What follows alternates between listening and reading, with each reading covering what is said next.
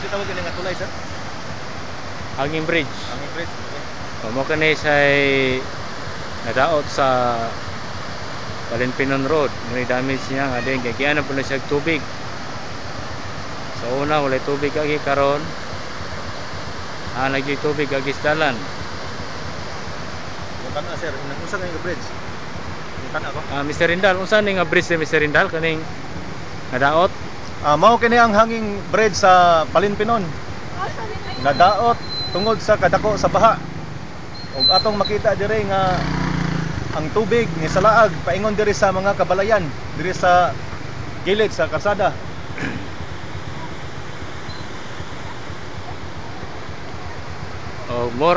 Mo ni atong makita nga damage Mr. Rindal sa mga kabalayan. Mao ni atong makita. So far, mao pag yun ni ang pinakadako nga baha nga niguba sa Balinpinon Road.